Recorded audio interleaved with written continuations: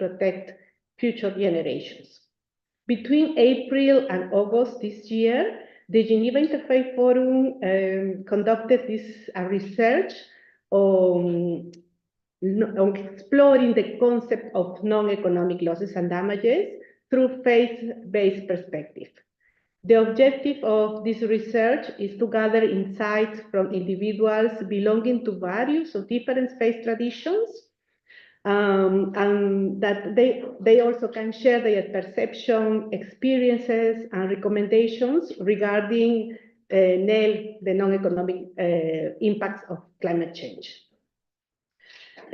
What we would like to do with this study, with this research, is to inform policy recommendations aimed at integrating faith-based and human rights approaches into frameworks that can address the non-economic impacts of climate change.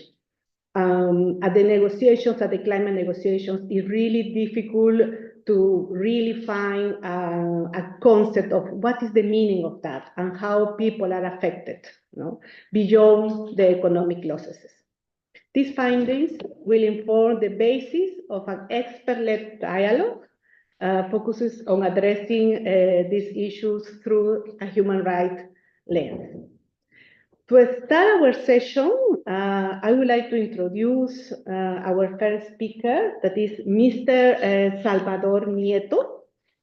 Mr. Nieto has been collaborating with UNEP since April 2021 as an international consultant for the increasing the ambition of national determined contribution and climate financing in Central America project, supported by the Green Climate Fund.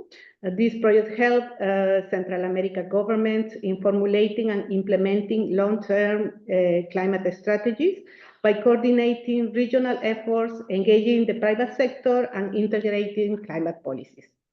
Previously, he served as an executive secretary of the Central America Commission on Environment and Development, a key environmental institution within the Central America integration system, and has held various roles in climate policies, including as a negotiator of the UNFCCC, the United Nations Framework Convention on Climate Change.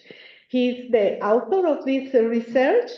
It's my pleasure to have him online from El Salvador. Salvador, could you please share with us the main findings of this research and what are the key policies recommendations?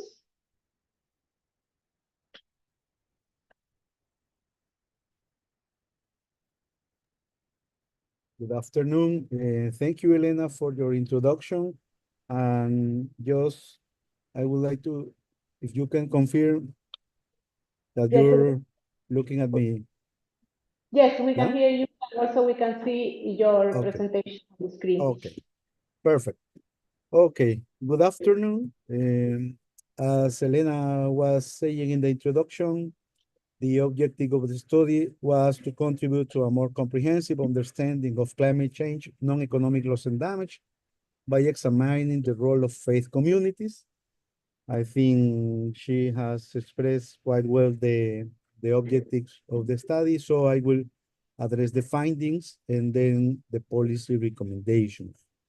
Just let me, yes.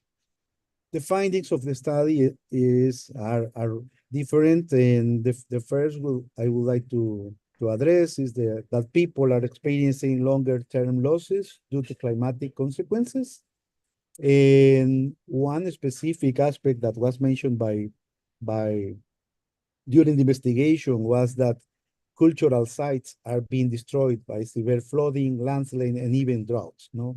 The study was made having interviews with different faith leaders from different organizations and communities. And another key finding is the loss of territory. Many leaders that were interviewed expressed the imminent or real or actual loss of territory as a significant challenge that the communities are facing now. Migration with the multidimensional impacts that migration has in different contexts. But now in climate change, and specifically referring to NEL, to non-economic loss and damage, we can see that cultural heritage sites, such temples in some areas, are now deserted, and they're lacking of caretakers for their maintenance, and that's important for the communities, no? The young people are migrating also. These networks of support networks that are one of the characteristics of the faith-based organizations are weakening in some contexts, in some areas, due to the extreme events of climate change that exacerbate social phenomena in areas that are affected by violence, lack of government support, even gangs, pandillas here in Central America.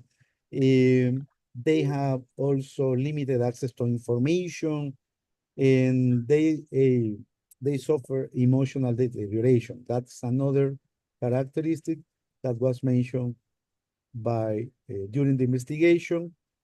Another interesting finding is that this idea of the faith leaders know quite well the areas they serve, and they have a lot of information about the territory, about the stakeholders, about people living in the communities that will be very useful in the time of emergency responses, for example, or to long planning in climate change policies.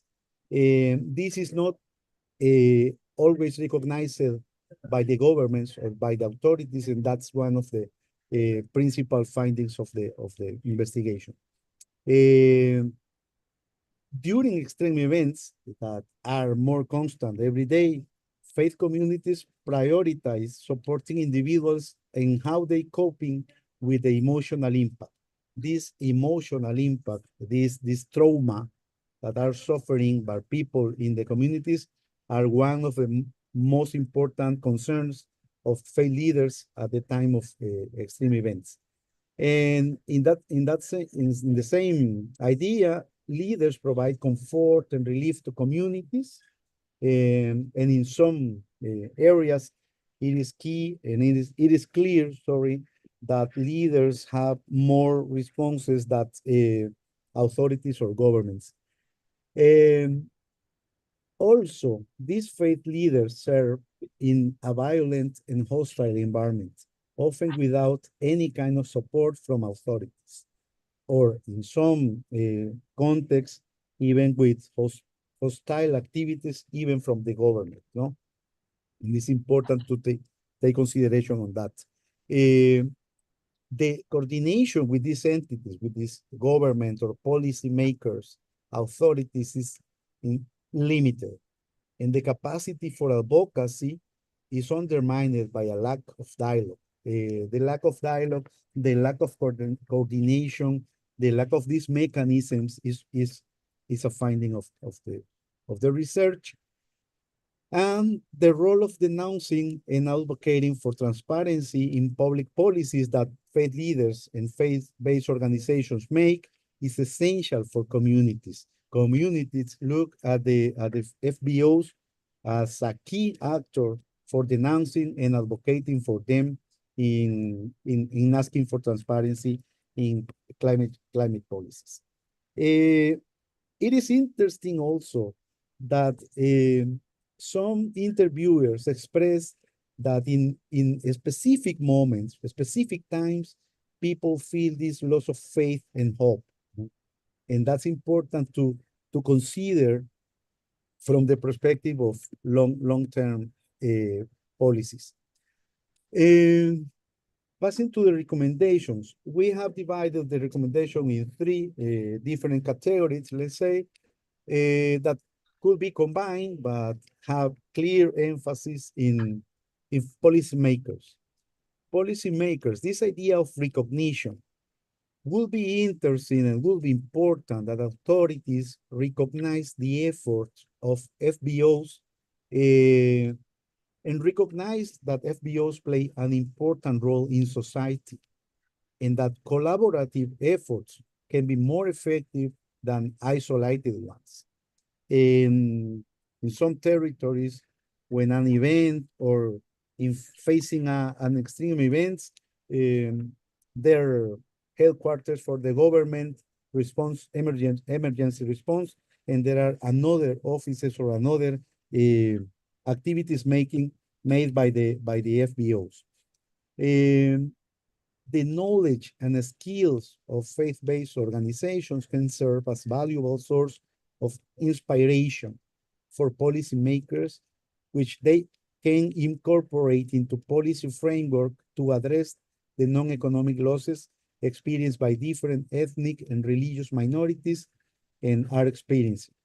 To conduct consultation, this idea of consultations with faith communities at the time that they develop policies and national laws. It is not a reality in that they consult or they include the FBOs at the time that they present or prepare a policy, a national law, a national climate change law. Recognize from the policymakers the recognition of the importance of non-economic losses and develop actions to minimize the impact on society in its people. It is important that they recognize when we look at the policies, when the government speak about loss and damage are more referring to the economic losses, no? And I understand, and we understand all that. That's why that is because the information that they have, it is easier to recognize economic losses, but they have to start to recognize the importance of health at the time that they prepare policies. Dialogue, establish permanent dialogue mechanisms. In some countries, they have national councils for climate change, national commissions, and they are trying to be inclusive, but they would include these mechanisms with faith leaders and faith-based organizations. And it is necessary to advocacy for innovative financial approaches for NEL. For example, when we talk about the recent created fund, some of the discussions are more focused on these ideas of mechanisms like insurances, and that will be not easy to be a response, adequate response for NEL, for example. And finally, regarding challenges, some leaders mention the importance, and some leaders are using strongly this social media as part of these awareness activities on the importance of NEL where available and depending on the context, no? A faith leader expressed that they have in the communities a lot, number of young leaders, that it is easier to talk about these topics using social media. We need to overcome this anthropocentric vision and embrace a mutual respect approach towards nature, no? This message and this recommendation. We have to address spiritual, social, and cultural erosion. The impacts of climate change can lead to loss of cultural richness and traditional knowledge. It's important to address that and address psychological stress. There's a need to strengthen the capacity of FBOs to provide this emotional, or to increase the capacity to provide emotional relief, psychological comfort, and social services to communities. And regarding the need of enhancing collaboration, the leaders mentioned, I will say unanimously, the importance of these efforts of interfaith and ecumenical efforts, no? Collaboration among interfaith or diverse religious actors is essential for discussing policy requirements and to address non-economic losses from climate change. It is recognized this as a value, as an important value of this policy advocacy.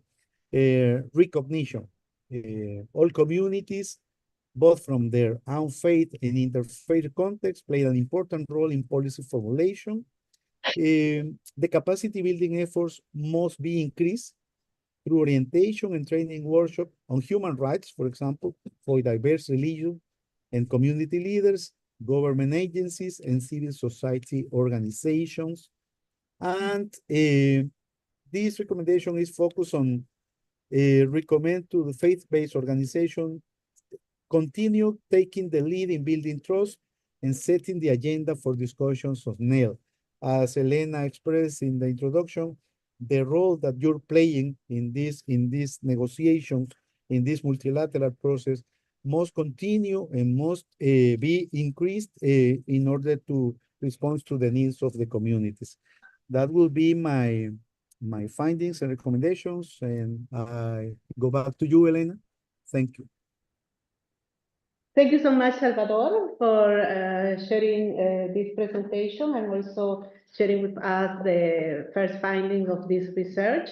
I really appreciate the recommendation to involve more and more faith-based organizations, faith-based communities, and recognize their potential as partners in crafting more inclusive policies, as well as fostering dialogue. No, faith leaders and faith-based organizations can really facilitate the dialogue between governments and other stakeholders at a national level. Also, I think it is important to raise that insurance shouldn't be the solution for addressing losses and damages. No, so insurance, microclimate insurance or insurance-based to respond to these problems should be only part of the solution, not. I don't think the solution should be based on the market, no? And also, I think what you said about understanding of what is the understanding, or to help to understand what is the meaning of non-economic losses and damages. So faith communities can also bring a lot to the discussion, try to really use the storytelling of what is happening at the local level. No, so thank you so much for sharing all this recommendation with us. So I will move to the next panelist, the next speaker. So the next speaker is Mrs. Rina Kuusipalo. Mrs. Rina, she is a human rights officer in the environmental and climate change team of the UN Human Rights Office, working on various matters relating to the right to clean, healthy, and sustainable environment and the triple planetary crisis, including climate change. She has previously worked at UNEP, at the UN Office of Legal Affairs, and the International Court of Justice on topics related to public international law, environmental, and human rights. Thank you so much, Rina, for being with us today. I have a question for you. So in the light of the Office Human Rights Council mandate work on loss and damage, could you share what would be the legal and policy frameworks for addressing the human rights implication of losses and damages, in particular, the non-economic losses and damages? Thank you so much, and we're really grateful for the invitation by the Geneva Interfaith Forum to have our team present here today and to share some aspects of the new Secretary General's report on loss and damage and human rights. It's always a pleasure to learn from this community, also from our side, and I will be describing some of the aspects from the report, but just to also note that this is partly in my personal capacity, so that any views expressed do not necessarily reflect those of the Office or the UN. Now, the report was submitted pursuant to Human Rights Council resolution from last year, 53/6, and in there, the Council requested the Secretary General to conduct an analytical study on the impact of loss and damage from the adverse effects of climate change on the full enjoyment of human rights, and in that context, to explore equity-based approaches and solutions to addressing the same. And In this context, I just wanted to note, because also of many of those present here in the room and online who have made contributions to this report, that this is really a collective product. Yeah, we would really like to express our gratitude to the various states, UN system entities, civil society organizations, of which there were many, and also, for example, the Special Rapporteur on Climate Change herself, who really valuably contributed to this. And these are really, these reports that emanate from the UN system are really aimed to be tools, and we're really glad to see also that there's a multiplying amount of similar reports and work being done, including again by those in the room, on which it's good to keep an eye on. Overall, in this context, the Intergovernmental Panel on Climate Change has noted that the assessment of non-economic loss and damage is lacking and requires more attention in general. And then, for example, in this context, cost-benefit analyses often ignore important issues of non-economic values alongside considerations of climate justice, considerations of reducing risk of future loss and damage, including on future generations.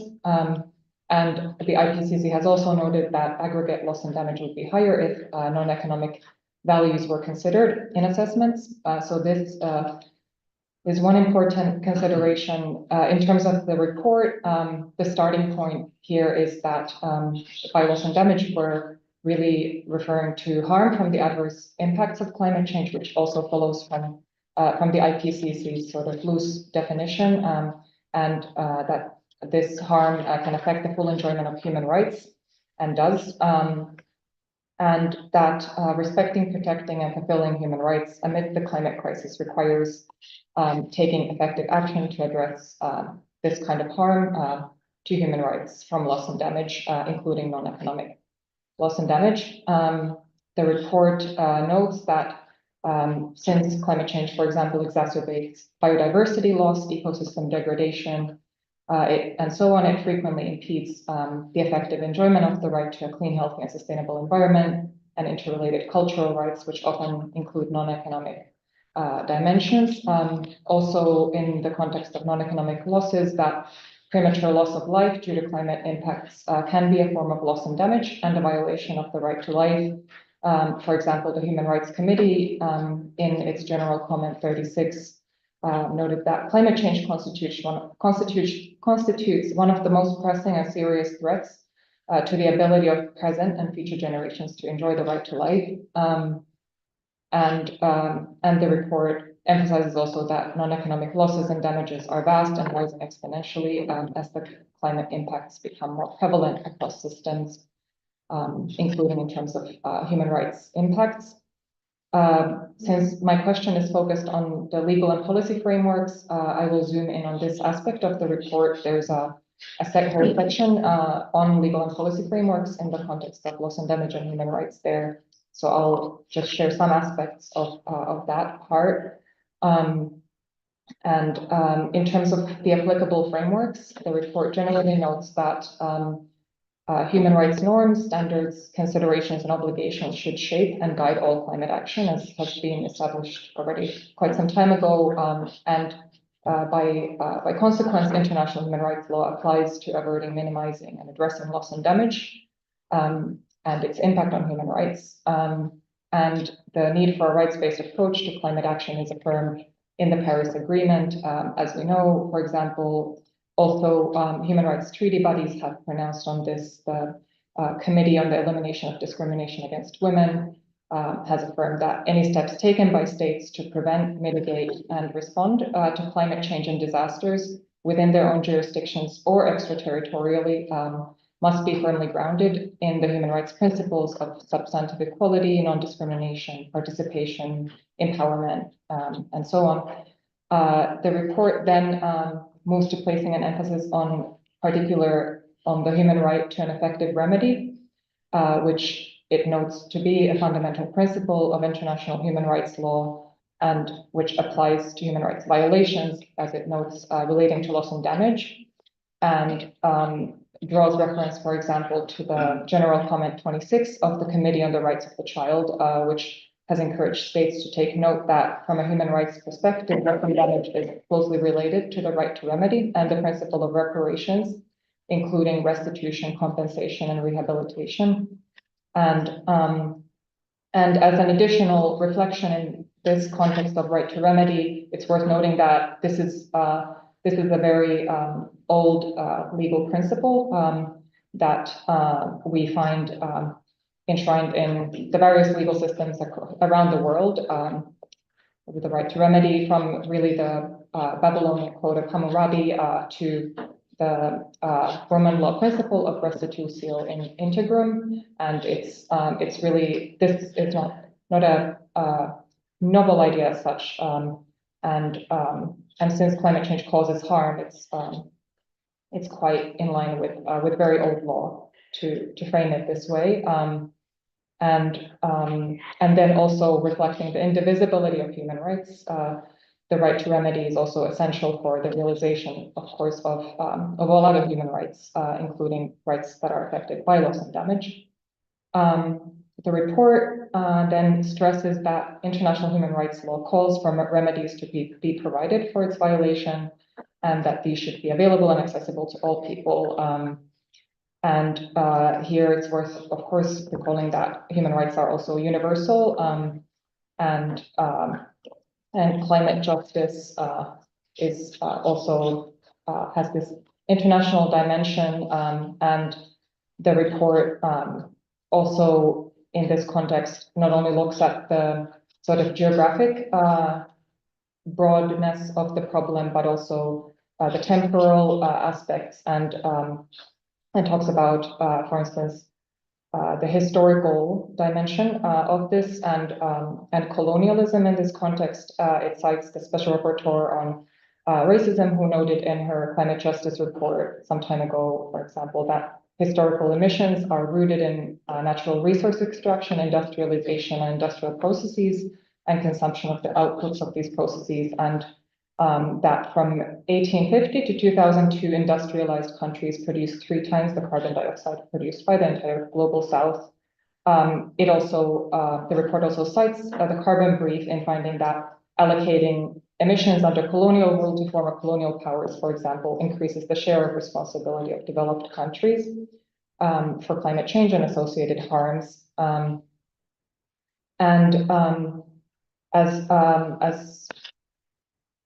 Yeah, I could go on about this, but I think my time is nearing its end. Yeah. So I'll end here, but happy to discuss the other aspects of the legal and policy framework later. But that's that in a nutshell. Yeah. Thank you again. No, thank you so much, Mrs. Rina, for sharing the insights of the report, but also for highlighting that it's essential to talk about remedy when we are talking about non-economic losses and damages.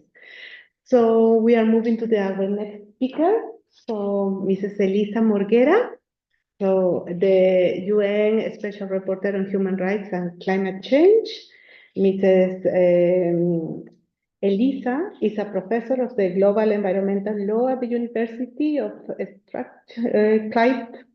Glasgow, UK, and adjunct professor in International and European Environmental Law at the University of Eastern Finland. Previously, she worked with the United Nations Food and Agriculture Organization in Italy and the United Nations Development Program in Barbados, and continued to collaborate with the United Nations and other organizations as a consultant, as an independent expert. Thank you so much, Mrs. Elisa Morgera, for being with us today.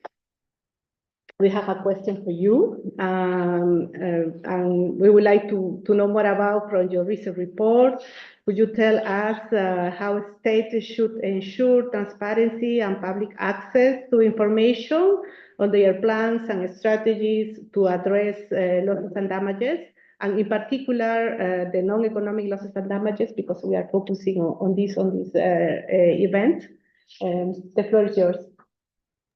Yeah, thank you so very much. I'm sorry I can't be there with you in person, but I've really benefited already a lot from the presentations. And I would like to really congratulate the author of the study and all the organizations that supported this study, because I think the findings that we've just heard are really important to advance the protection of human rights in the context of climate change, look at some of the, I think, recurrent blind spots or oversights in current efforts to address climate change, which unfortunately then lead to less protection that we need for human rights. And also in particular, there's some really interesting connections to the recommendations I've made in my recent report on access to information on climate change and human rights.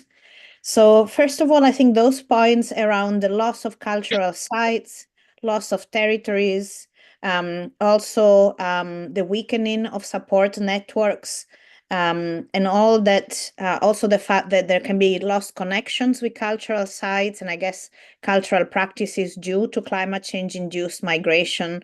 Those are really crucial elements of information for understanding human rights impacts, both across a series of cultural rights, but also to understand negative impacts on physical and mental health, and also negative impacts on the right to education for children.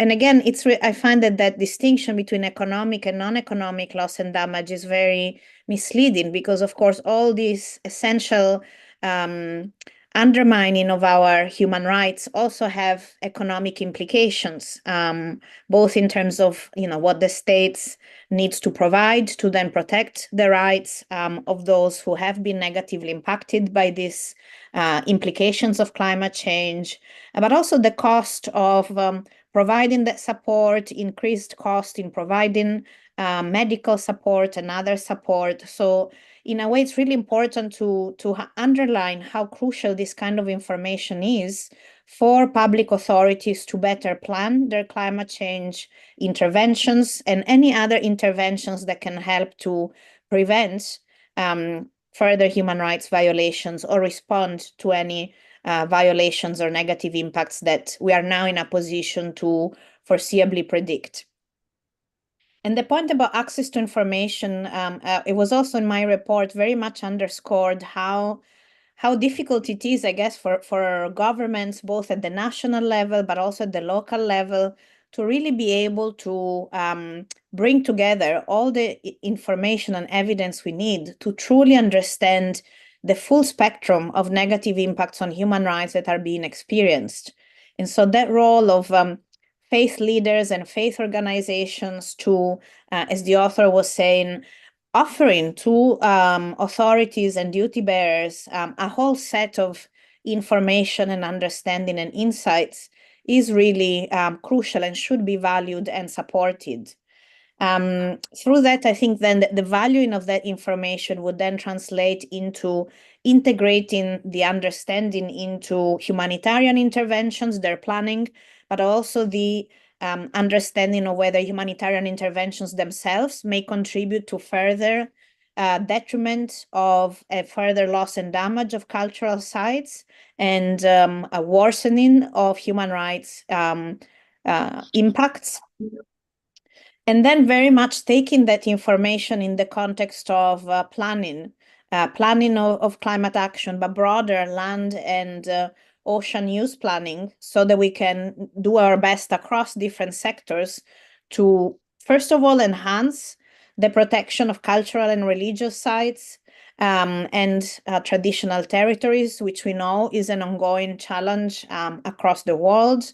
And secondly, really integrate that understanding in our understanding of climate change and human rights, and through that better understanding of cultural rights, realizing where there may be other more limited understanding or complete lack of understanding of vulnerabilities of certain groups and individuals who have those distinctive cultural and spiritual connections to the environment and to certain territories or sites.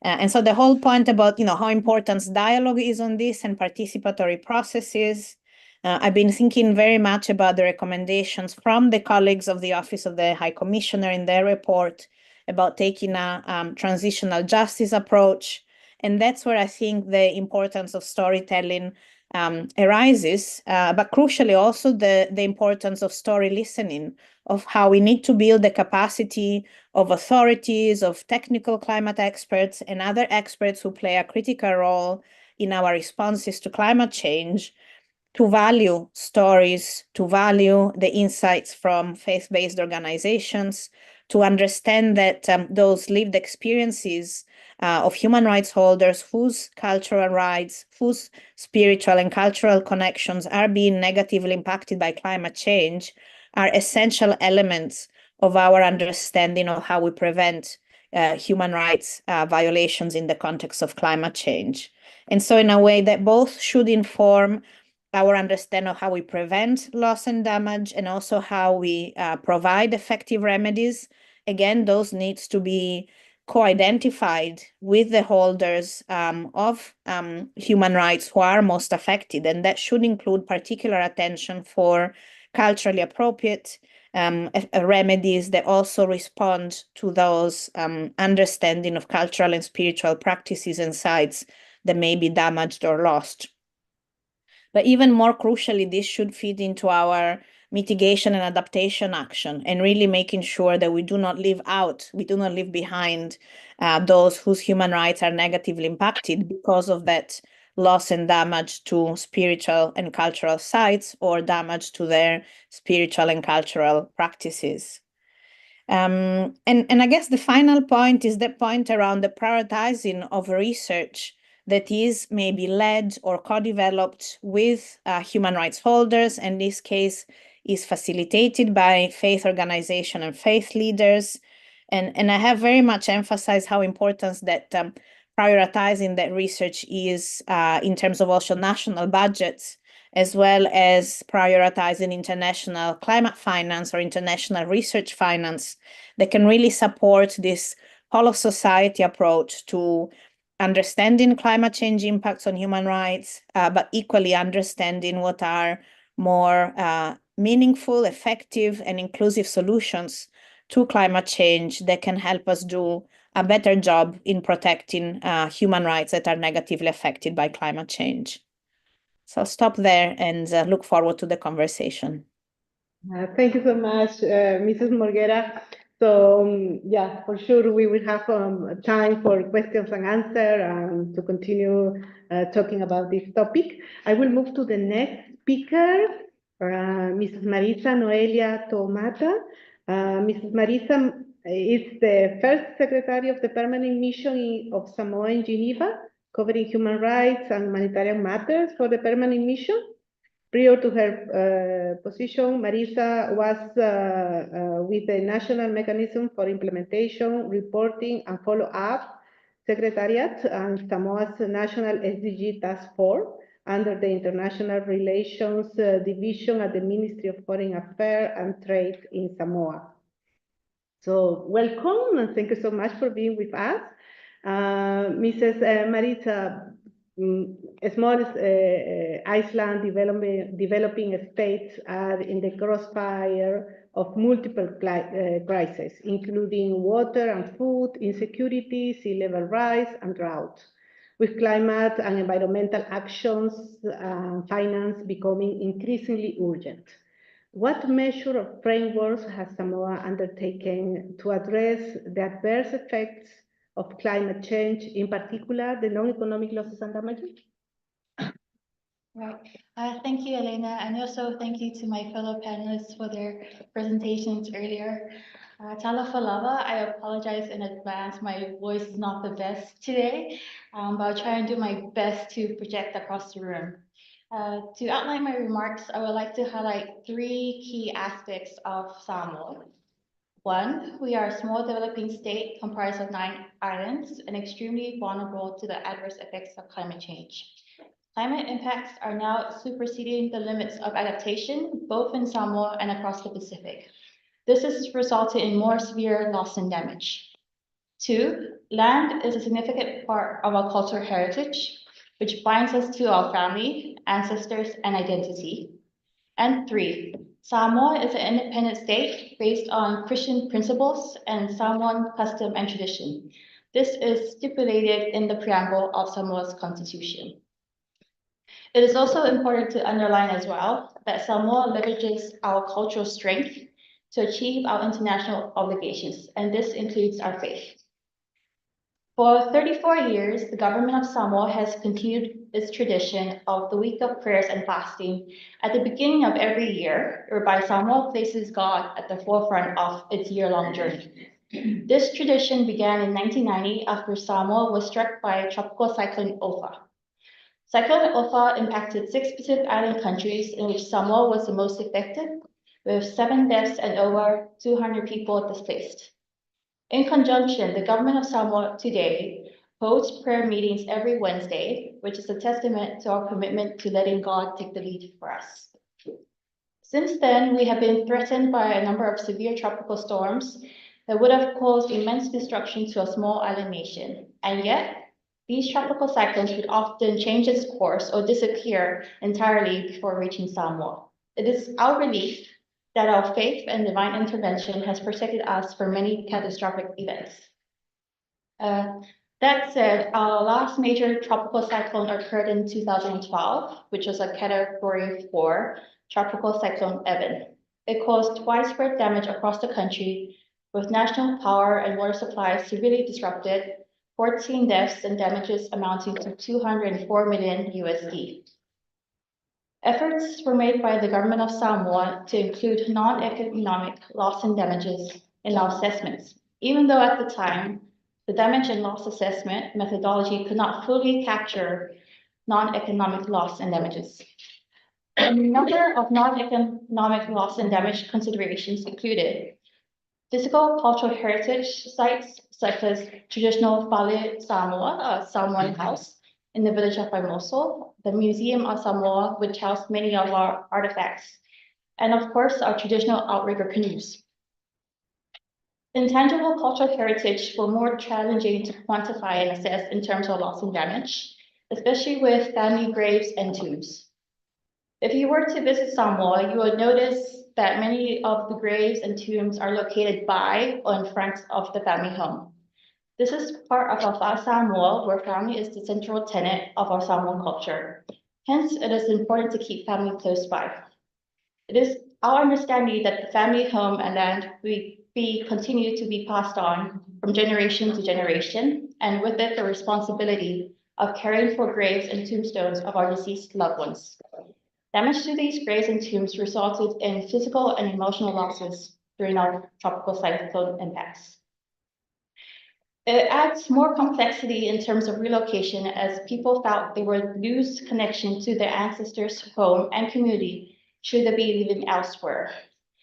The conclusion by our assessment was, and I quote, "The loss and damage funding arrangements that can be applied during slow onset events and capturing non-economic losses and damages are required to ensure households, communities, and countries can truly build back better and effectively address all aspects of loss and damage resulting from climate change impacts." At present, Samoa is working with our regional environment organization, SPREP, based in Apia, on the new regional BOLD response project that stands for Building Our Pacific Loss and Damage Response. The project aims to better respond to non-economic loss and damage, including impacts to our well-being, cultural heritage, and relationship with the land. Regarding strategic frameworks, we have the pathway for the development of Samoa, which is a 5-year national development strategy, whereby the government endeavors to empower communities, build resilience, and inspire growth. The pathway recognizes that the development of Samoa requires meaningful collaboration, local ownership, strong partnerships, and community-wide engagement. Community ties and mutual support underpin our development efforts.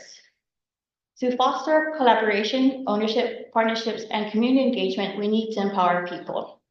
Hence, one of the key priority areas of the pathway is people empowerment, with the aim to achieve strengthened spiritual, cultural, and leadership development for all. In tandem with our environmental goals, our national policy on inclusive governance aims to have a more inclusive governance structure, which includes improving diversity in all levels of governance, through increasing the participation, and representation of women, persons with disabilities, youth, and others. In this regard, we have identified church leaders and faith-based organizations as key actors to build support for inclusivity, good governance, and equality. The church and our faith have always played an important role in our culture, community, and daily life. Usually, the church and the resident of the church leader will be in the middle of the village, signifying its importance to the community. It is through the church that thousands of Samoans have learned how to read and write at an early age, which is what we call alma fefau. And when disaster strikes, people often seek refuge at the church leader's residence or the church hall.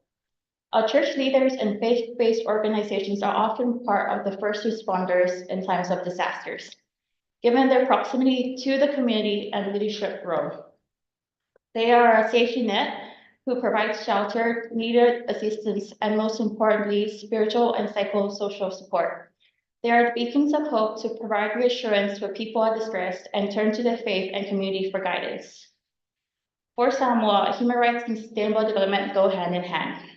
Our approach is people-centered and invites the whole society to take ownership in our national initiatives.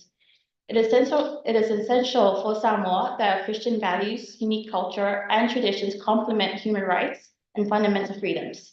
And we have been integrating our core traditional values and practices into our policies and programs. In addition to fostering closer collaboration and strengthening partnership with the church leaders and faith-based organizations. We hope to have established over the next 2 years a National Climate Change Council to facilitate more effective coordination amongst ministries, institutions, the private sector, civil society, and local communities. We believe that strengthening legal frameworks and civic engagement mechanisms are pivotal to ensure that policies and programs are effectively address the needs of all Samoans. To conclude, I wish to highlight from our earlier assessment that recovery funding post-disaster that was on offer from development partners did not include non-economic loss and damage. Hence, it is our intention to build a national program of loss and damage activities for our communities with a view to utilize the new loss and damage fund. This will also include addressing non-economic loss and damages. Thank you so much. Thank you so much also for highlighting the key role of the faith communities. They can play, as you said, they are the first responders, and most of the time they are the communities affected. Before going to have this discussion with your questions or comments, we would like to share a video from Reverend James Bhagwan. He is the Secretary General of the Pacific Council of Churches, and he will share with us how faith communities can play a key role on responding to non-economic losses and damages. All Pacific greetings, and thank you for this opportunity to share very quickly some brief thoughts and experiences on the faith perspectives of non-economic loss and damage here in the Pacific in the context of climate change. I'm speaking particularly today in the context of climate-induced displacement, forced relocation, and migration as a result of the impacts of climate change, whether it is rising sea levels, whether it is extreme weather patterns, whether it is the other factors around sea warming and loss of livelihood, etc. What we know is climate change is going to force people who have lived in communities for millennia, and this displacement, this forced migration and relocation will result very first and foremost in a breakdown of the sacredness of the environment. The land that nurtured them is now causing them to leave. The ocean, which is life, is becoming the cause of death with rising sea levels. And so We can see from the impacts of sea level rise. We can see from the increased and unabated extractive industries taking place in our oceans that this sacred relationship is being broken and being damaged.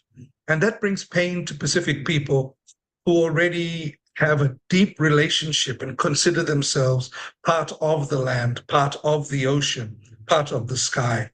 That is who we are. That is part of our identity. So when people are relocated from the place where they have lived for millennia, where generations have developed a deep relationship, an interconnected nature of relationship with the environment, this all gets torn apart. Their identity that is rooted in place through the recognition of sacred trees, sacred animals, totemic relationship with the area, the very deep spiritual connections that they have with the environment that indicate the history of a people. Where there are sacred stones that for millennia have been used, a sacred tree under which the community gathers that provides shelter and protection, a sacred spot or pool where a chief must be bathed or go through immersion as part of their ritual of installation of leadership. All these things will start to be unraveled as people are forced to leave. There is a loss of identity, there is loss of culture, there is loss of sovereignty. We have nations that will go underwater. How does one retain sovereignty when the land to which they belong no longer exists? It is under the ocean. This is what we are dealing with. And there is a need to quantify what this means.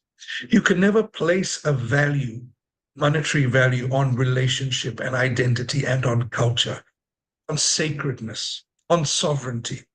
But what we can start to do is look to see what would the processes that address these losses cost.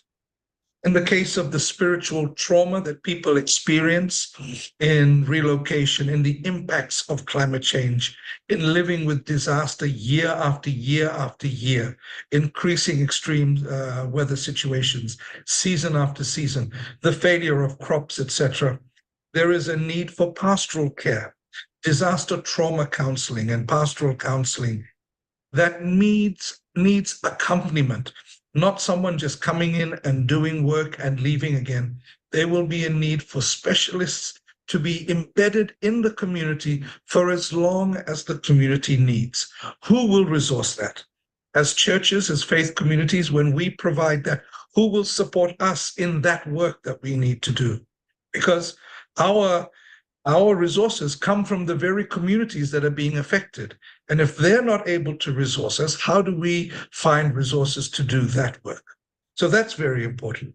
The second is that there will need to be cultural rituals and cultural processes developed for the first time for people to say goodbye to the land. Goodbye in a sense that that land may not be accessible ever again. What does that process look like? How do people transfer sacred items that are part of biodiversity to another country, perhaps, which has strict agricultural laws? How do people take things from one place to another? What are the cultural protocols that need to be presented, whether it is in the context of presenting sacred items or gifts? How do we quantify that? How many times? So there is a formula that needs to be developed to understand that. The last part is about arrival. People will have left and they arrive in a new place. What are the processes that need to be resourced for reformation of identity in a new land, for reconnecting to a new land, for rebuilding or creating relationship with new families, with new neighbors in that sense?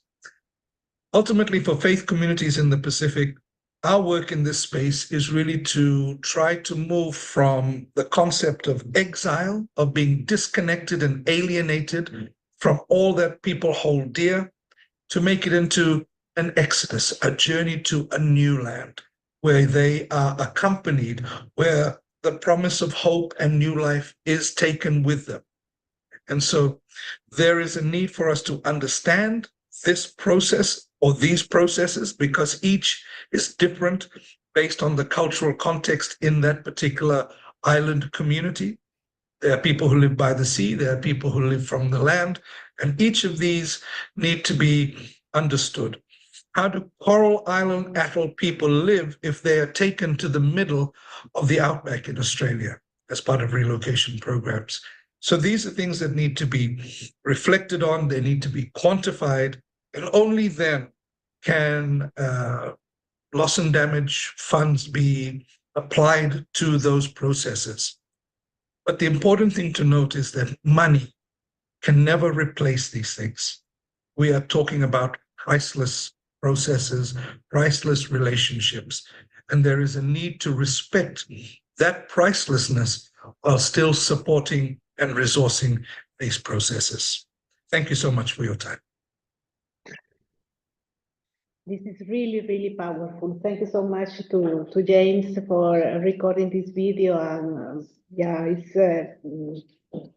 non-economic losses and damages for many communities means that they need to navigate to the complex processes, reconstructing, rebuilding identities, relationships, rebuilding the connection with the land, with the families, with new neighbors.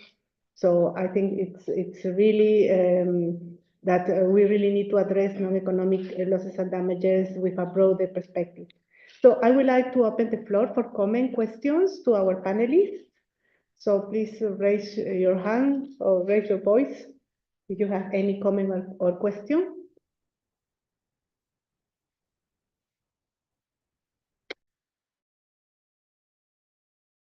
Yeah, so my name is I'm very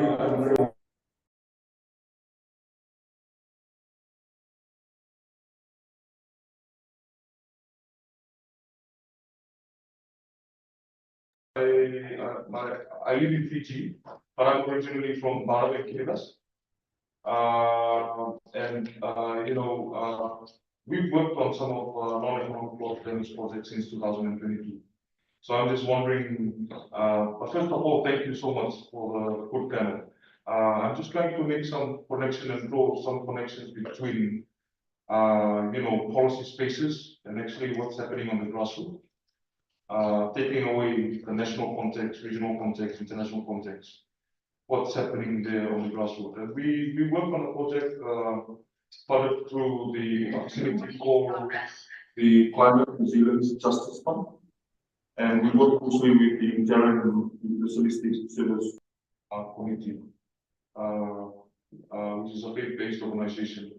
And we are already implementing loss and damage projects since 2022. And this year until 2026, we are we're implementing non-economic loss and damage project. So in the context of the community, we came from a mining legacy that displaces our communities from Kiribati, 2,000 kilometers away to Fiji, an island we bought. And part of it was the design to forcefully relocate people so that they don't become blocking the miners to continue mining the island. But what happened was they stripped away 22 million tons of land from our island. And we've been residing in Fiji for 79 years now. And so we come with a lot of lived experience about, how fancy these moving across the border is attractive to communities that may be displaced because of climate change or extractive industries that will cause environment degradation. But for 79 years, we've been figuring out how to make this resettlement work.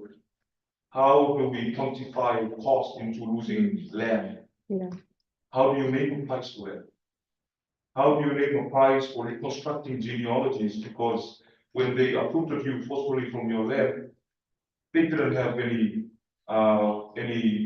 plan to relocate, and document the story that you need to carry with you to another, homeland, to document. They didn't even consider the fact that our ancestors' bones were carried away, stripped away when the mining happened on the island, and and so my thinking around non-economic loss and damage is the concern when we try and formulate policies concerning this, because as of 2022, we have the biggest challenge of defining loss, non-economic loss and damage. And because this funding also started the conversation around how they want us to implement NELD and what's the intention. Because the intention really is to try and save most of the things that we cannot quantify. Yeah. And in that process, the unintentional harm is that we'll reconstruct our cultures in ways that donors work and operate. For example, we can have NELD, but if it has to be aligned to gender, then we have to think about theories that inform these to make sure that while we comply with donor requirement, we are also cautious that we don't completely distort our cultures in effort to save them.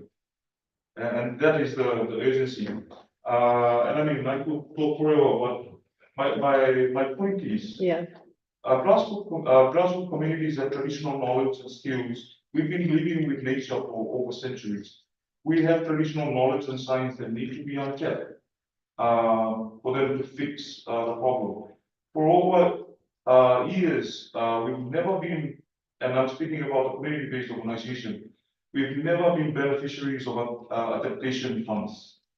Dismantling how the bureaucracy work around giving funding to grassroots communities who bear the cost of non-economic loss and damage is an important aspect of the design of this fund. It has to go to the communities who own the resources, who are at the front line of all the catastrophes that are happening because of climate impact. So the project that we work with the CRJF is we try and dismantle these funding structures to make sure, because we need to realize that and acknowledge that the communities are experts. They are experts for local solutions. They live and breathe with the situation, and they know the solutions. Most of that adaptation money, I don't know where it goes to, but we've never been beneficiaries of these grants. And so just some consideration, because the more we tie NELD into policies and legislation, it becomes very, we cannot access it. And it's good that we can integrate policies and whatever, but it makes it hard for communities that do not have capacities, organization capacities to reach this funding, to make sure that meaningful projects that impact their lives to combat things like, the impacts of climate change on their livelihoods, on culture, heritage. Those are the considerations. I urge that maybe some of these fact-finding things always include the grassroots communities who are already working on NELD. Because we've been working on it. Like in my community, our efforts started right back in 1978 when we were, already uprooted to another country back in 1945. We continue to struggle. This will be the 79 years. We've never had a permanent solution to NELD, to economic. And like the madam said, like, how do you differentiate NELD and loss and damage? Because there's a lot of relationship happening there. For example, if we were building, addressing loss of life because of disasters, and the intervention would be building an evacuation center, because most villages in the islands do not have an evacuation center, we still use the caves. That is economic. And that is addressing loss of life is not economic. But then they say we cannot fund the intervention because it's economic. I think we need to have a comprehensive approach when we are talking economic and non-economic losses and damage. Thank you so much for your comment. Would you like to say something about it, you, Rina? Yes. Well, thank you so much for sharing your story and experience. It's the first time I'm learning, so I appreciate the value added within the mind. For Samoa, for a number of years, we have been integrating the community into our climate resilience policies.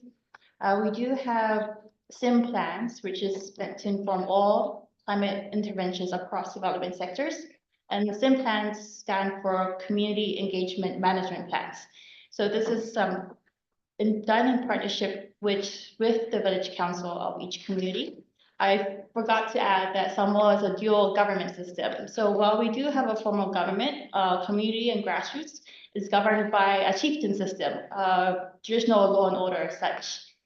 Also to highlight that on the human rights aspect, we do have a working relationship with village representatives. These are called, oh, actually, I forgot what it's called. But in any case, at least there are two community representatives in every single district, which works on human rights implementation programs with the Ministry of Women, Community and Social Development. Yes, just on the personal capacity, like my own village back home in Samoa, we have done a lot of climate resilient projects on our own initiative. And we have seen the long bureaucracy and red tape with accessing environment funds in the past. So we can understand the struggle that civil society face in this regard of how inaccessible some funding could be. And we hope that with this new regional project, bold response, that it could change a lot of community lives. Thank you so much. So open the floor for questions. Dinesh? Yeah, my name is Dinesh Suna. I am from the World Council of Churches here in Geneva. Thank you so much for all the insights, and I'm particularly very happy to note about this study, the report that's now presented by the author on the non-economic loss and damage. And this reminds me to one of our visits to the Pacific Islands, under the leadership of Judge Bhagwan, the Pacific Conference of Churches General Secretary. We went to a place, I think Buni Dongola, or a place which is a relocated village, and we interacted there with them. And they were up on a mountain because their villages were submerged. And an elderly woman crying with tears said, "We are safe, we are alive, but our dead are buried there. Their dead bodies are now underwater. We can never see them again." Can you bring back the remains? I mean, it brought to many of us to tears, because this can never be compensated with money. And even spiritually speaking, uprooting or excavating the remains is a not an appreciated, the dead are now disturbed. So this is why I think it's a very complex issue, and therefore I really appreciate the whole issue of psychosocial and traumatic care of the people who are relocated. And so my appreciation goes towards that. One question though, you brought, Madam, on the Christian principles of part of governmental rulings as well. I mean, the governance. The Christian faith, we have had, in the Bible says about a mass extinction of humanity through submergence of this world. And then there was this rainbow. God said, "I will not destroy the planet Earth anymore." And this has been sending some wrong messages to people to adapt to the impacts of climate change, that no, there is this rainbow. God will never destroy this. So climate change impact is okay, but it's not permanent. Do you see this sort of elements still in the Pacific? Because there is a video called "Have You Seen the Rainbow?" That addresses this issue. So I'm a little curious to know whether Christian faith is helping, but has it also been an hindrance to the climate deniers as such? Thank you. Would like to answer? Thank you so much for the question. I can't speak for Pacific because I wouldn't say I'm an expert on all Pacific Island countries, but at least from my own country, Samoa, I do believe that the message that of faith, I mean, not the message, but the message that has been conveyed many, many times by government and society, as well as a lot of faith-based partners, is that the message of hope. I wouldn't conflate in the sense that because there's this climate crisis happening and we can look forward to better times, that it's going to eventually happen. What we're standing across is that to be resilient, have strength in our faith, and kind of as rely on our own initiatives to build a better future for us and the present and future generations. But yes, I hope that answers your question. I wouldn't necessarily say that's the message that we've been seeing around our communities. Thank you. Budi? So thank you very much. I'm Budi from Franciscan International, and I'm really happy to be part of this discussion. And the presentation was really very, very powerful, telling the story from the ground. Thank you, Rai, for really bringing the real experience, not only you, but also people before you that has been affected by this climate change due to different activities. And I was also very happy to hear from Special Rapporteur regarding this separation between non-economic loss and damage as such. I think there should be that separations, but loss and damage is loss and damage, and it has to be addressed. And at the same time, now our discussion is also very much captured with the establishment of loss and damage fund, which is also a mechanism that is supposed to be able to address the loss and damage. However, you know that non-economic loss and damage is not yet been described well. So that's why my question is again to you, Marissa, as a state, what is your expectation as a state that is very much affected by the climate change that you're really experiencing in day to day, and you're I don't know about the future of some of the Pacific Island states that, as James said, that might disappear. So what is your expectations on this loss and damage fund? Do you think it's a real solution? It's a false solution to the problem? And the next question is to you, Rina, regarding the remedy. And so the discussions that we have here, knowing that some of the difficulties in terms of quantifying the non-economic loss and damage, and how do you think that access to remedy can address that based on your studies? Thank you. Sure. Yeah. So on the question on quantification, it's really a problematic field. I mean, the report talks about a whole set of remedies, of course, and here the transitional justice approach is quite helpful as well, because we talk about compensation, but then also other types of remedies that can more holistically address certain types of losses. But in terms of compensation, which some actors may want in different contexts, the report does note that even where certain losses and damages are difficult to quantify or assess, that doesn't preclude them from being subject to compensation.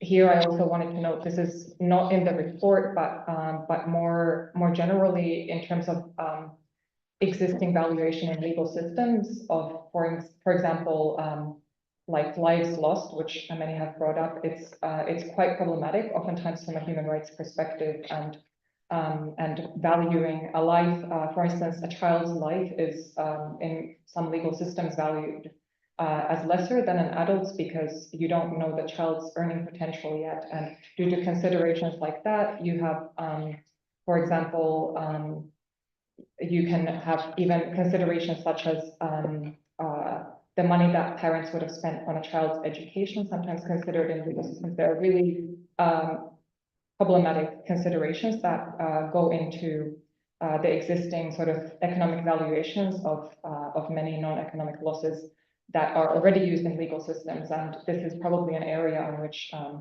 there needs to be a lot more work done, and it doesn't, of course, only apply to the context of remedies for loss and damage, but it's a broader human rights question. But the conversation around methodologies to assess non-economic loss and damage certainly presents an opportunity to look at these in more depth, and communities like yours are probably very well positioned to consider those ethical aspects of these questions too. Thank you so much. Marissa. Thank you. The loss and damage fund is not the only solution, and we believe it's one of many. That said, the key importance is also just keeping the 1.5 degree Celsius target goal alive, because it's crucial for the survival of many small island developing states and persons across the world. And as Rina also mentioned, it's quite difficult to quantify the value of loss of lives and cultural heritage and such. Thank you.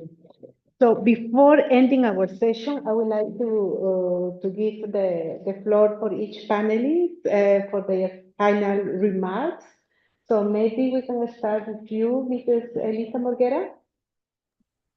Yeah, thank you so much. Really insightful conversation. I couldn't quite hear everything that was said, but I thought that point that Reverend James made around the importance of what really breaks down when the sacredness of the environment breaks down, and what that means for human rights, and how we need to develop new processes and protocols from a cultural and spiritual perspective to face those situations. I thought that was a really important message to keep in mind, and that's something that can enrich our continued discussions about both what's missing in terms of areas of knowledge, understanding, and also procedures in climate decisions at all levels, from the international to national and local, that doesn't allow for that consideration to even be part of our awareness, and how that then has knock-on effects on, for instance, the accessibility of funding for this work, and for recognizing the essential role that it plays, particularly in those communities and states who are most at risk of irreversible human rights violations arising from climate change, climate inaction, or inadequate climate action. And that point, that I think the first person that took the floor from Fiji about the relationship with ancestors, that's something that really resonated with me, and seems to be like such an important complement to what Reverend James said. I've personally recently experienced an opportunity where natural scientists and social scientists and artists supported a process and a dialogue where some knowledge holders were able to feel the presence of their ancestors in the conversation, and somehow support a dialogue where also participants from a different cultural background were able to connect and have some understanding of how the ancestors would be part of that conversation. And I find that that's that was so powerful. It was so powerful for those who were the knowledge holder and the spiritual practitioners to whom that was an immediate part of their own experience, but it was also very powerful for everybody else in the room. And it just kind of shows how different a conversation, a dialogue, and engagement with one another we can have and must have to go beyond those limitations and unhelpful methodologies and kind of distinctions that we find currently in the climate change regime and climate decisions due to particular dominating forms of knowledge that actually are impeding us from doing our best efforts to prevent violations of human rights in the context of climate change. Thank you, Mrs. Elisa. Mrs. Rina? Yeah, I will also say general remarks, but respond also to our friends. Really helpful intervention from here. So just to highlight some other aspects from the report that relate to your comment, indeed, the Secretary General himself in the recommendations part, in light of the submissions received for the study and international human rights law and the Secretary General's call to action for human rights, He calls upon all states, for example, to ensure that loss and damage responses are community-led, informed by the active, meaningful, and safe participation of affected persons, and take into account intersectionality and historical and structural discrimination. And then the report itself elaborates on some of these aspects, but this was something that really came through in the inputs received. And then also relating to that, there's a part that talks about how the conventional project-based model of climate finance, which you have also alluded to, is likely unsustainable as well as unsuitable in the context of loss and damage, not only due to the sort of red tape, but also the unpredictability of weather events and so on. And the report talks about the need to have direct access arrangements to funding to all those affected by climate change, and particularly communities on the front lines, and elaborates on that, also noting that Indigenous peoples, for instance, currently receive less than 1% of the total finance in this sphere. And then also you were also talking about extractive industries, and just to draw a linkage to the upcoming work of the Office on Just Transition, which of course, I mean, that concerns one aspect of business activities that concern mining, for instance. But then overall, also the office's work on human rights economy is relevant in this context, and having human rights safeguards in the operations of extractive industries, so that those types of violations would not occur again. And then finally, of course, we're talking now a lot about addressing loss and damage, but all of these non-economic losses are always a reminder of the need for strong mitigation and averting and minimizing loss and damage in general, and sort of risk management and that side of things. And yeah, I'll leave it there. Thank you so again. much. Thank you so much. Salvador, I can give you the floor for final remarks. Thank you so much, Elena. Yes, I only want to mention that I think we have consensus around the role of FBOs and about I liked this idea of that was mentioned in the study, by the way, as FBOs are first responders. It is important to that was a topic that was mentioned by different leaders. They are first responders in climate change emergencies, and that's important. Indeed, Reverend Bhagwan was one of the interviews, and he made reference to these ideas of land cultural heritage and the difficulty, the pain that people feel when they have to leave behind the land where cemeteries are located, and how important is for people this idea of you cannot visit anymore your beloved ones. And that moved me a lot, because it is important to understand the pain, the suffering that is behind that. Finally, I think although the study was not focused on the financial mechanism, on the fund, but more in the views, it was more focused on the views of faith community organizations. One of the first idea that came to my mind was this idea of, okay, how complex is the task of people that has to design this fund and to finalize the arrangements, the operational arrangements and mechanisms for the fund. How difficult it is to try to find at least minimal solutions or minimal mechanisms to face these non-economic losses and damages beyond the ideas of traditional mechanisms, traditional financial mechanisms like the ones in the GCF.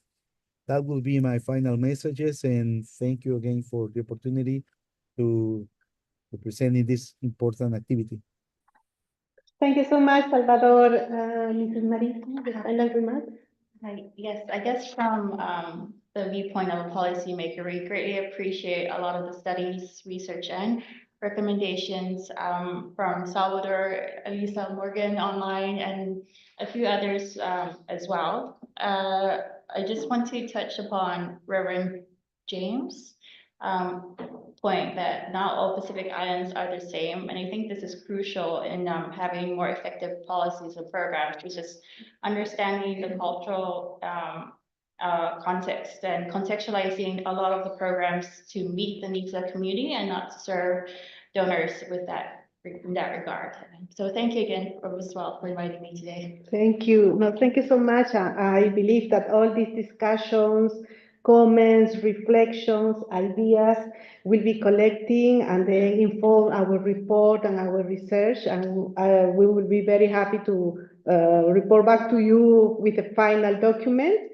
And on behalf of the Geneva Interfaith Forum, I would like to thank you all of our panelists today, and also to thank participants online and participants here in this room.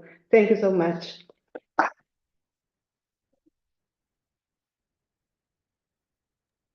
Thank you so much, Rina.